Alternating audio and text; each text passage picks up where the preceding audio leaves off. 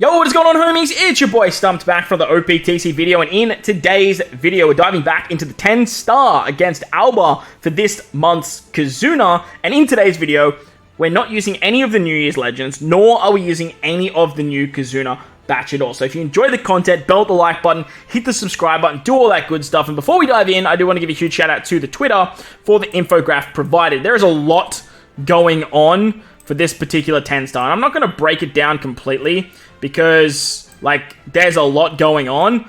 But needless to say, this particular team should work as a one team versus all, and it doesn't use any of the crazy new legends. Or does it use Marco or Frankie? However, we are using a friend captain, Marco, for the team, and the team looks a little bit like this.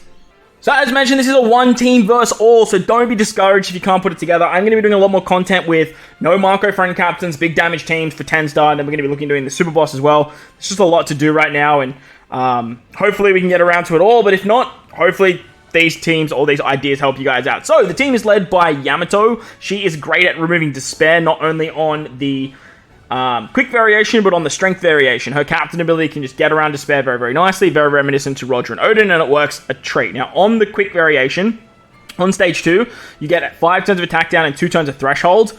So that's where the Whitebeard comes into play. Whitebeard is very, very good because he can actually give you a threshold removal, attack down removal, as well as a chain boundary, which works awesome.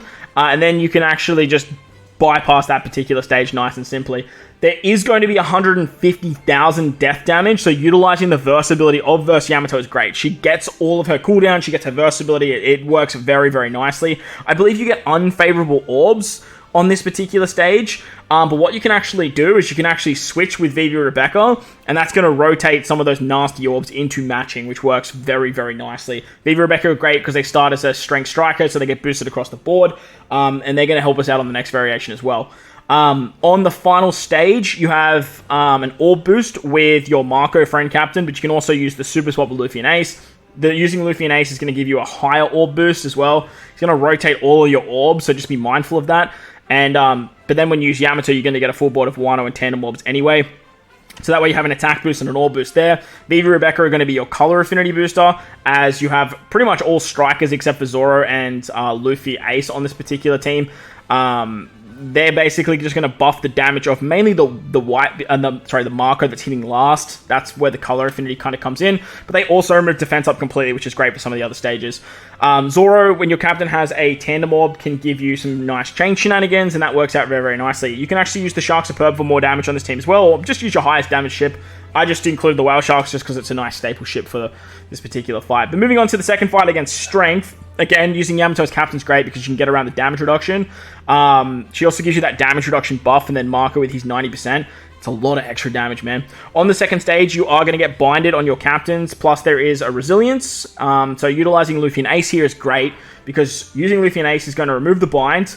You're going to get a full board of orbs, which will unfortunately get turned to strength. And then they're also going to give you an orb buff. Now, once you get a full board of strength orbs, you can switch with Vivi Rebecca. So you're going to turn them all into matching, and that way the orb buff becomes very, very valuable.